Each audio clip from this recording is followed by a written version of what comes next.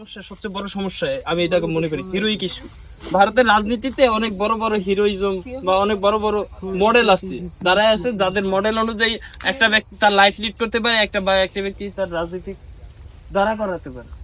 মানে এতটুকু মানে মানে পাবলিক প্রোফাইল ভারতের কিছু কিছু হিরোদের আছে, যার মধ্যে কিছু উদাহরণ আমি যদি অ্যাড করতে যাই, সেখানে ভগৎ সিং এর মতন পাবলিক ফিগারও আছে, সেখানে সুভাষচন্দ্র বসু আছে, সেখানে সাভারকারও আছে, সাভারকারকেও রাখলাম, সেখানে গান্ধীও আছে, সেখানে বি.আর. আম্বেদকরও আছে, আবার সেখানে স্বামী বিবেকানন্দও আছে। তো হিরোইক ইস্যুটা কেন বললাম, যে 2021 সালে পশ্চিমবঙ্গে একটা ইলেকশন হয়েছিল, স্টেট ইলেকশন। সেই ইলেকশনে বিজেপি প্রথমবারের মতন একটা দুই সংখ্যায় পৌঁছায়। মানে এর আগে কখনো 3টার বেশি সিট তারা পায়নি পশ্চিমবঙ্গে, 294টা সিটের মধ্যে 3টার বেশি পায়নি। 2021 সালে এসে 77টা সিট পেয়েছিল। তো তখন তারা মানে প্রচারণা চালানোর জন্য 2-3টা ব্যক্তিকে ইউজ করছে। একটা হলো সুভাষচন্দ্র বসু, একটা হলো ঈশ্বরচন্দ্র বিদ্যাসাগর, আরেকটা ইউজ করছিল হলো এই শ্যামাপ্রসাদ মুখার্জি, যে হলো আরএসএস এর প্রতিষ্ঠাতা। তো তাকে তো হিরো বানানোর জন্য কলকাতা বন্দরটার নামও পরিবর্তন করে ফেলছিল। আর সুভাষচন্দ্র বসুর যে জন্মদিন ছিল, জন্মদিনে মোদি নিজে সেখানে ভ্রমণ করে, সেখানে বলছিল যে সুভাষচন্দ্র বসু তো আমাদেরই লোক, এমন ভাবে কথা বলছে। সুভাষচন্দ্র বসু হলো ভারতের সবচেয়ে বড় কি বলা যায়, সবচেয়ে বড় অসাম্প্রদায়িক ফিগার। মানে সে এমন একটা দল বানাইছিল, আইএনসি, ইন্ডিয়ান ন্যাশনাল আইএনসি না, ফরওয়ার্ড ব্লক তৈরি করছিল। আরেকটা হলো আজাদ হিন্দু ফৌজ, একটা আর্মি তৈরি করছিল 50,000 সংখ্যার, যে প্রধান সেনাপতি নিয়োগ করছিল তার নাম ছিল শাহনেওয়াজ। মানে তিনি হলো এই টাইপের পার্সন। তো আবার তিনি এই টাইপের পার্সন যে জিন্না 1946 সালে ইলেকশনের আগে বলছিল যে সুভাষচন্দ্র বসু যদি ভারতের প্রাইম মিনিস্টার হইতো তাহলে আমি অখণ্ড ভারত মেনে নিতাম, বা মানে তার পারফেক্ট ছিল এরকম। তো তাকেও হলো বিজেপি নিজেদের ওন করার চেষ্টা করছিল, কারণ এই তৃণমূল কংগ্রেস, বা এটা অন কাইন্ড অফ আগে কংগ্রেস ছিল, সেখান থেকে বের হয়ে তৃণমূল কংগ্রেস হয়েছে। তো তৃণমূল কংগ্রেস হলো বলতো যে তারা তাদের আইডিওলজি ছিল গান্ধী, নেহেরু, বা তৎকালীন যেই চিত্তরঞ্জন দাস, মতিলাল নেহেরু বা বল্লভভাই প্যাটেল, এই ধারার। তো এই ধারার, যদিও তৃণমূল কংগ্রেস এখন আর এই ধারার নাই, সম্পূর্ণ আলাদা হয়ে সম্পূর্ণ বাঙালিয়ানা ধারণ করার চেষ্টা করে, যদি এটা মানে কাগজে কলমে। তো হিরোইক ইস্যুটা আরো বড় সমস্যা হয় দক্ষিণ ভারতে যদি যাই, বাংলায় তো হালকা একটু সমস্যা। তো দক্ষিণ ভারতে যদি যাই, দক্ষিণ ভারতের সবচেয়ে বড় মানে হিরোইজম নিয়ে কথা বললে সেখানে একটা ব্যক্তির নামই আসে, সেটা হলো পেরিয়ার। ঠিক আছে, পেরিয়ার হলো দ্রাবিডিয়ান যে মডেলটা আছে,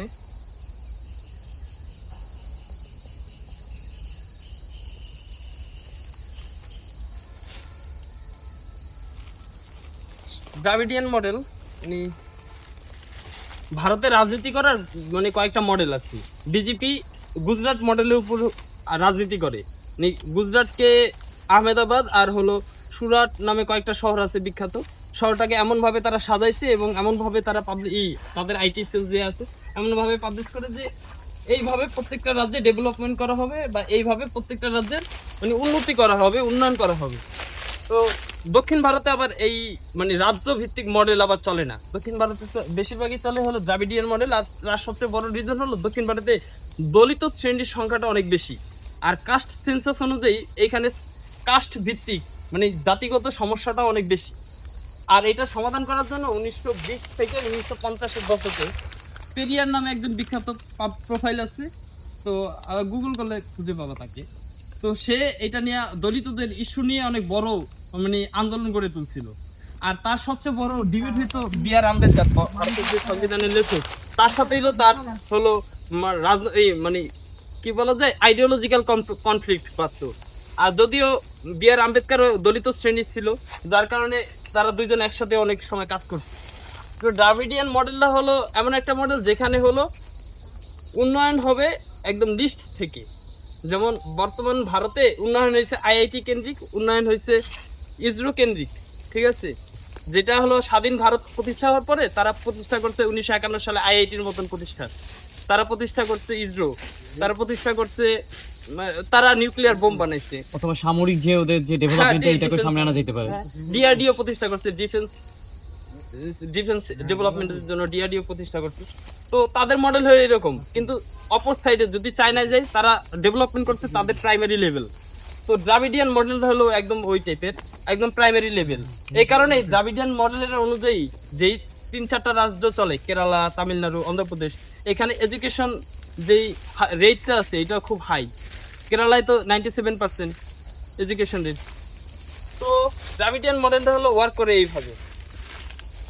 তো এইখানে সাউথ ইন্ডিয়ান মডেল বলা চলে, মানে স্পেসিফিক্যালি এটাকে একটা south Indian model. South Indian model কে বলতে চায় না, বলে সবাই দ্রাবিডিয়ান বলে। এটার কারণ কি, ভারতের নেটিভ ইন্ডিয়ান যেমন নেটিভ আমেরিকান আছে, আর বাকি সবাই তো অ্যাংলো স্যাক্সন, মানে আমেরিকান মানুষরা বেশিরভাগই তো অ্যাংলো স্যাক্সন, যারা ইংল্যান্ড থেকে বা ইউরোপের স্যাক্সন জাতি। মূলত দ্রাবিডিয়ান তো মানে দ্রাবিডিয়ান টার্ম না, এটা একটা আলাদা হিস্ট্রি আছে। আর ভারতের যে নেটিভ ইন্ডিয়ান তারা হলো মূলত দ্রাবিড় জাতিগোষ্ঠী। এটাই আমি বলতে চাচ্ছি, দ্রাবিড় জাতিগোষ্ঠী। হ্যাঁ, দ্রাবিড়। তো বাংলাদেশের তো অস্টিক, বেশিরভাগই অস্টিক। তো ভারতের হলো বেশিরভাগই হলো দ্রাবিড়। আর দ্রাবিড়দের, আর এই অঞ্চলে গেলে এদের যে ল্যাঙ্গুয়েজটা আছে, তামিল, তেলুগু বা মালায়ালাম, এগুলোর হলো হিস্ট্রি অনেক পুরাতন। তামিলনাড়ুর মানে এই মানে কি বলা যায়, বাংলা ভাষায় ওয়ার্ড আছে কয়টা, মানে লেটার, বর্ণমালা আছে 50টা, আর তামিল ভাষা মেবি 200টা। 200টা। তো এদের মধ্যে হলো মানে মানে মানে এদের হিস্ট্রিটা একটু বেশি রিচ। বলার কারণ হলো দ্রাবিডিয়ান মডেলে কয়েকটা বিখ্যাত এম্পায়ারও দাঁড়াইছিল, যার মধ্যে ছিল পান্ডিয়া, যার মধ্যে ছিল চোলা ডাইনেস্টি। তো মানে ভারতের ওই কেরালা থেকে ইন্দোনেশিয়া পর্যন্ত বিস্তৃত ছিল, এবং তারা প্রায় 1500 বছর শাসন করছে। বিজয়নগর ডাইনেস্টি ছিল এখানে। আবার মাইসোর টিপু সুলতানেরও বাড়ি এইখানেই, টিপু সুলতান, হায়দার আলী, এদেরও মানে পাবলিক ফিগারগুলো এই জায়গায়। তো এখানে যদি কোনো একটা রাজনৈতিক দল প্রতিষ্ঠা হয়, তো এখানে হিরোইজম যে একটা সমস্যা, এটা হলো সবচেয়ে বড় সমস্যা। যেমন মহারাষ্ট্রে যদি কেউ হিরোইজম নিয়ে কথা বলে,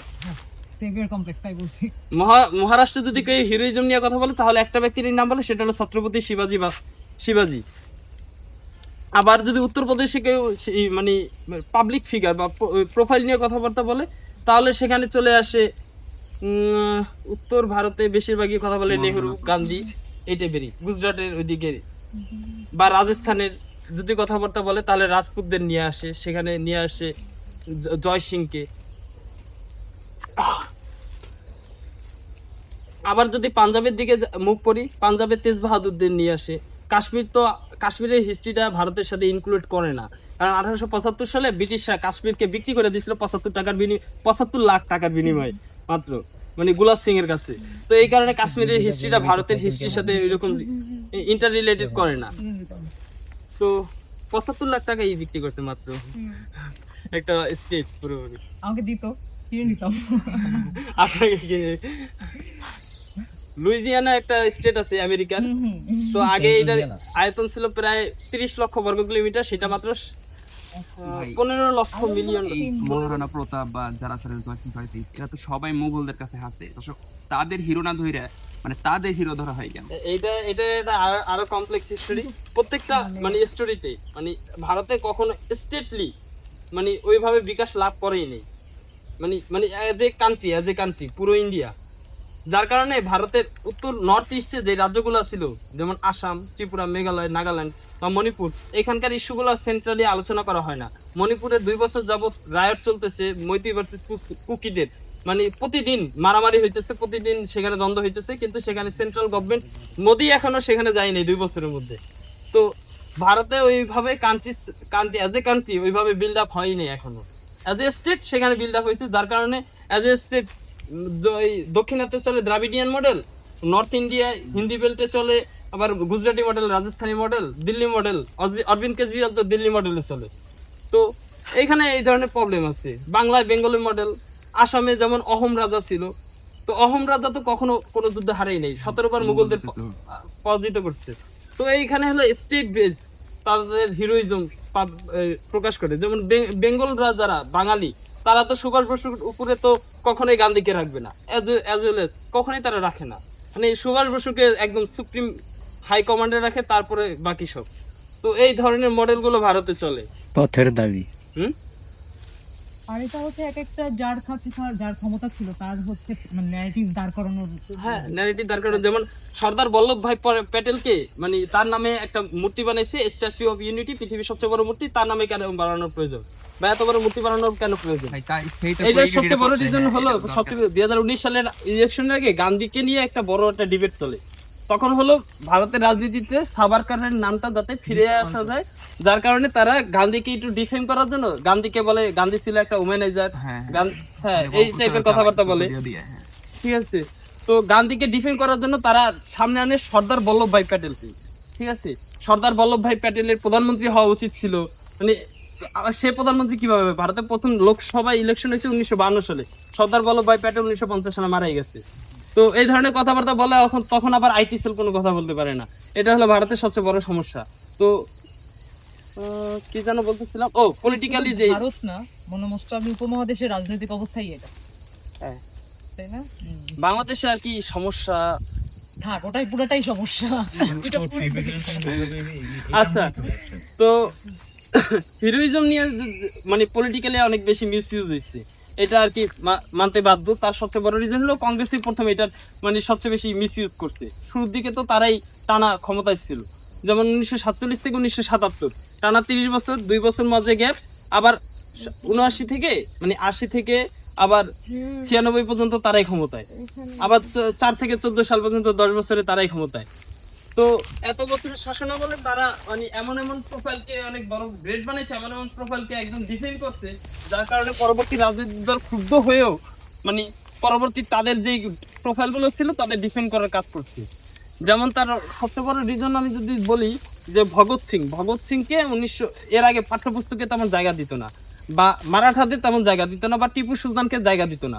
মানে টিপু সুলতানকে জায়গা দিত, কিন্তু এই যে মারাঠাদের কম জায়গা দিত, কারণ মারাঠারা যুদ্ধ করে অনেক কিছু জিতছে, কিন্তু আবার দিন শেষে হেরেও গেছে। তারা মুঘলদের পরাজিত করে একটা বিশাল সাম্রাজ্য প্রতিষ্ঠা করছে, আবার ব্রিটিশদের কাছে এসে হেরে গেছে। তো তাদের হিস্ট্রিটা ওইভাবে শুধু হেরে যায় নাই, সবভাবে হেরে গেছে। হ্যাঁ, টানা 7টা ভাগে তাদের মানে তারা এত বড় একটা অঞ্চল মানে ইস্টাবলিশ করছিল, এম্পায়ার গঠন করছিল, যেখানে 7টা আলাদা আলাদা রাজ্য। মনে আছে যে মানে সেই সময় তো মানে এরকম ধর্মকেন্দ্রিক ছিল না, এরকম ছিল না, ইভেন বড় বড় সেনাপতিরাও মুসলিম ছিল, ইভেন হ্যাঁ, এটাতে এখন এরকম ভাবে এখন দেখানো তো হয়েছে, এটাকে হ্যাঁ, যে রিলিজিয়াসলি ব্যবহার করতেছে আরএসএস, এটা তো স্বাভাবিক। আরএসএস তার রিলিজিয়াস পার্সপেক্টিভ বা রিলিজিয়াস পলিটিক্সের কারণে এটা ইউজ করতেছে, যার কারণে 2024 সালে ইলেকশনে তারা রাম মন্দিরের কথা নিয়ে ইলেকশনে গেছে। তো এটা তাদের রাজনৈতিক মডেল বা প্যাটার্ন, যে তারা রিলিজন নিয়ে। জামায়াত ইসলাম যদি রাজনীতি নিয়ে কথা বলে না, বা মানে আগে যেমন একটা কথা বলছিল যে ভারতের রিলিজিয়নে বাংলাদেশের কি প্রভাব পড়বে, বা একজনে বলছিল যে ওই যে রাফি বলছিল যে ভারতের রিলিজিয়নে যদি কনফ্লিক্ট হয় সেটা ভারতের ইন্টারনাল ম্যাটার, সেটা বাংলাদেশে যদি এটা নিয়ে বেশি ডিবেট হয় তাহলে সেখানে বাংলাদেশের জন্য হার্মফুল। তো আমি মনে করি এটা এত বড় একটা ইস্যু না, কারণ যখন মানে 5ই আগস্টের আগেও যখন কোনো ধর্মভিত্তিক দল তেমন রাজনীতি করতে পারতো না, মানে সুযোগ ছিল না, তখনও বাংলাদেশে খুব ভালোভাবে আইটি সেলরা মানে ওই ধর্মভিত্তিক দলগুলোর আইটি সেলগুলো খুব ভালোভাবে ওয়ার্ক করতো, যার কারণে মাঝে মাঝে আমি মানে কমেন্টে দেখি যে বা মানুষের বলতে দেখি ভারতে মুসলিমরা হাইটা গেলেও তাদের মারে। এই নিউজটা সে কোথায় পেলো? অবশ্যই তাকে কেউ জানাইছে বা এইভাবে তাকে তাদের মানে ইনফরমেশন দিচ্ছে। তো আইটি সেলগুলোর কাজে হলো মানে নিউজের মানে এক্সাজারেশন করে নিউজ করা বা তাদের পারপাস সার্ভ করা, প্রোপাগান্ডা বানানো আর কি। আর 1945 এর পরে গোয়েবলস এমন ভাবে প্রতিষ্ঠা পাইছে পৃথিবীতে যে প্রত্যেকটা দেশে গোয়েবলস আছে।